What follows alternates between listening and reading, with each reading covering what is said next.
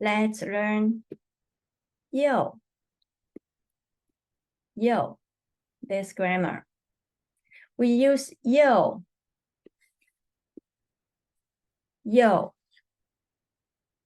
to describe two qualities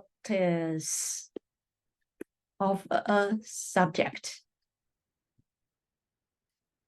Let's see this example. 台北的捷运又快又方便。台北捷运快，台北捷运方便。We use yo to combine these two qualities. And if the quality is verbs, we can add auxiliary verb. This example, 他又会唱歌，又会画画。He can do two things. One is 唱歌, one is 画画. And we use auxiliary 会.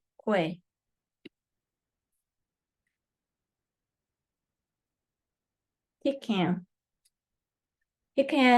sing a song. He can draw a picture. He can do these two things. 会唱歌，会画画。Ordinary verb, you can use auxiliary verb.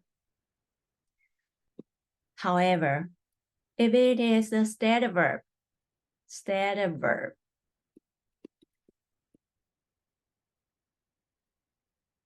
you can add degree of the verb in front of the stative verb. For example, 台北的捷运很快，台北的捷运很方便。But if you use yo to combine two stative verb, 快 and 方便, you can't add degree of the verb in front of 快 and 方便. You can say 又很快又很方便. No, only 又快又方便. And if you use yo to combine two stative verb or ordinary verb, the concept must be the same. If it is positive concept, you need positive and positive. If it is negative concept, you use negative and negative. For example, 台北的捷运又快 is good one, right? So it is positive one, positive concept. 台北的捷运方便 positive concept. So positive concept.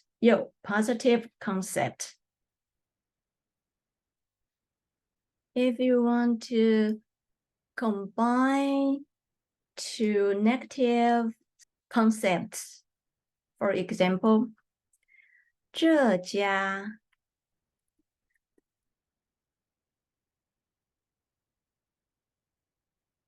饮料店的红茶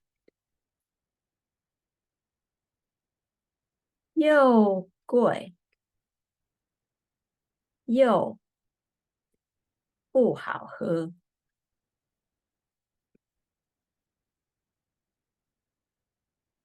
Here, when you to buy something, the price is high. It is a negative concept, right? 不好喝 also a negative concept. So 又贵又不好喝 negative concept. Negative concept. These two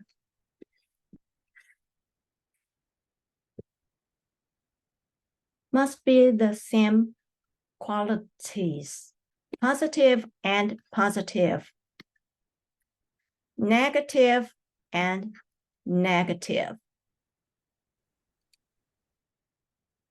我同学的妹妹又可爱又漂亮。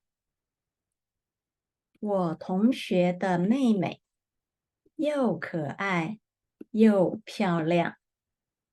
The subject is 我同学的妹妹。We use 又 to combine to steady verb.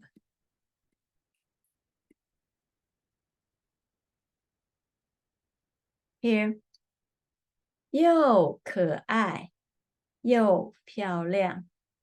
妹妹可爱 positive concept. 漂亮 positive concept. 又 positive concept. 又 positive concept. Here, please remember, we can say 又很可爱又很漂亮。No, we can't use 很。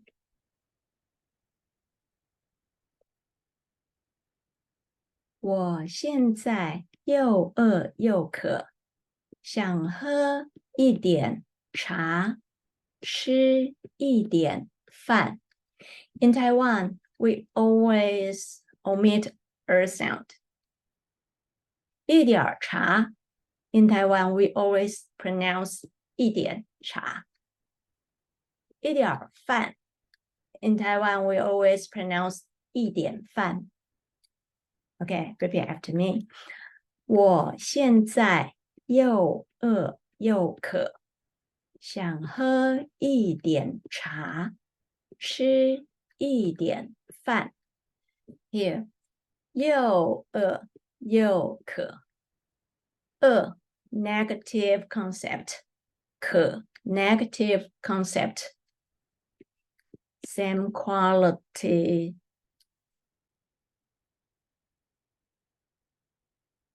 他又想去日本，又想去韩国，不知道应该先去哪国。他又想去日本，又想去韩国，不知道应该先去哪国。又想去日本，想去韩国 verb phrase. The main verb 去，想 auxiliary verb. He wants to do two things. 想去日本，想去韩国，又。Bye.